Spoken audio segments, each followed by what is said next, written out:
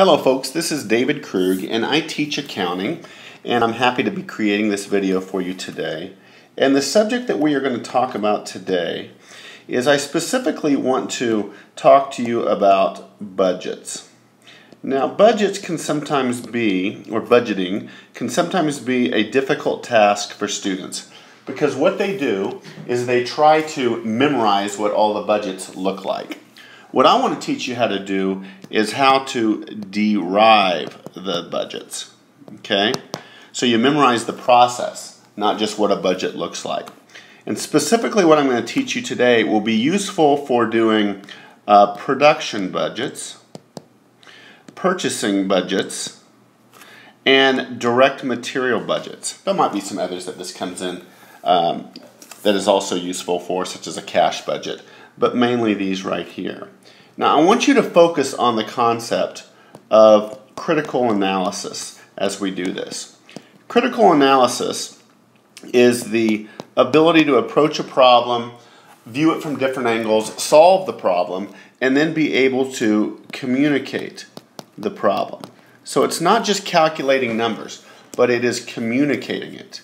In a way, I want you to become the teacher as we do these budgets and have this information in an understandable manner. Okay? So let's take a look at a problem. Okay, this is the problem we're going to solve to teach you this process. Let's take a look. Johnson Company manufactures watches and has an inventory policy where ending inventory must equal 10% of the next month's sales. October's ending inventory is expected to consist of 40,000 watches. November and December sales are estimated to be 400,000 and 350,000 watches respectively. What they want us to do is they want us to prepare a production budget for Johnson Company for the month of November. And that budget will show the number of watches that need to be produced for that month. Now it's important for you to understand that they want us to prepare a production budget, not just calculate the number of watches to be produced, but to prepare a production budget. Okay? Now I want to actually show you the answer here. Alright?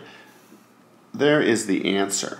Now, there's the name of the company, the name of the budget, it's dated properly, and you can see that it teaches or communicates to the reader how we arrived at the number of units to be produced. Said another way, if I just gave you this right here, that is not a production budget. You computed the number of units to be produced, but that is not a production budget. Nor would even this be a production budget.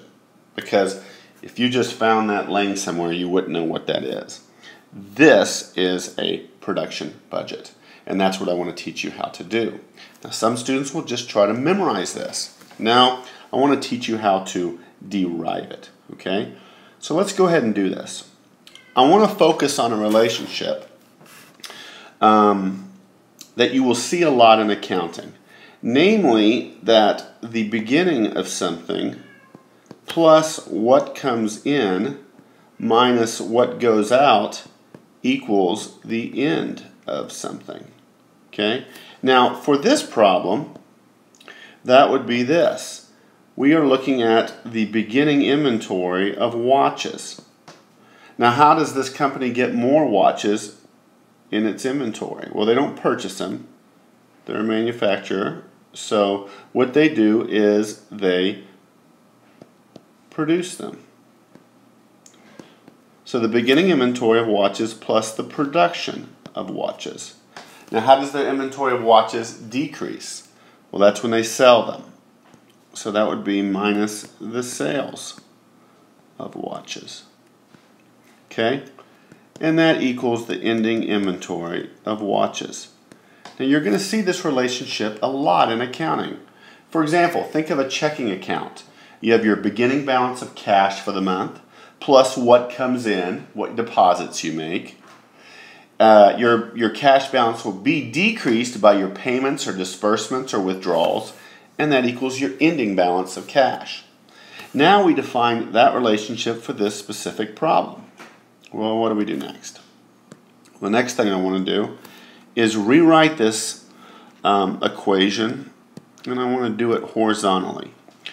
So the beginning inventory plus production minus sales equals the ending inventory of watches. All right? Now, let's ask ourselves, what type of budget are they asking us to do? They are asking us to compute the number of watches that need to be produced, a production budget. Okay? So they are asking for this variable right here. Now what I want to do now is rewrite this equation, but I want to isolate production on its own side of the equation. Okay, on the left side. So let's simply rewrite that equation and let's isolate production. Well, algebraically we can rearrange this equation. Production equals ending inventory plus sales minus beginning inventory. Alright? Okay, what are we going to do now? Well, let's see if we can maybe move this over a little bit. And what I want to do is rewrite this, and I want to write it vertically again. And I want to put the item that we've isolated, namely production, I want to put it at the bottom of the vertical equation. Okay? So, that would be this. Ending inventory of watches plus sales of watches minus beginning inventory of watches is going to equal the production of watches. Okay? Now we are ready to finalize our budget. Now, let's take a look at our original problem real quick if we can. Let's see if we can move this up a little bit. All right? Okay, there's the original problem. And let's do this though too. Let's remember that we need to head this up. Okay? So, this is Johnson Company. This is a production budget. Okay? And this is for the month of November. For the month of November. Now you want to make sure that you head this up so that if somebody looks at it, they know actually what you are doing. Okay? Now, what is the ending inventory? What is the ending inventory for November? That's the first item that we need to know. Okay? Well, ending inventory for November would be 10% of the next month's sales. Well, that would be December. December sales are 350,000. So ending inventory would be 10% times December sales of 350,000 watches. That would be 35,000 watches. Then we have to add sales of watches for November. Okay? Well, sales of watches for November, it says, are 400,000. Okay? So we are going to say plus 400,000 watches. And then we need to subtract the beginning inventory of watches. Well, November's beginning inventory is October's ending inventory.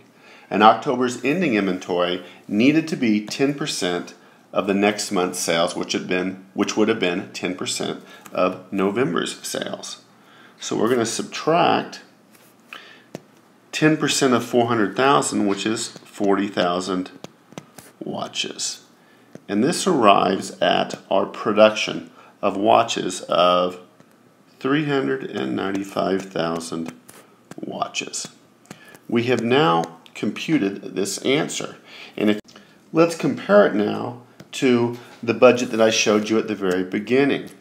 And it's just the same, isn't it? Okay, this is a little neater, but I taught you how to derive the budget. Remember, when you do these problems, don't memorize the budget, memorize the process of how to derive the budget, and you can solve a number of different problems. Thanks.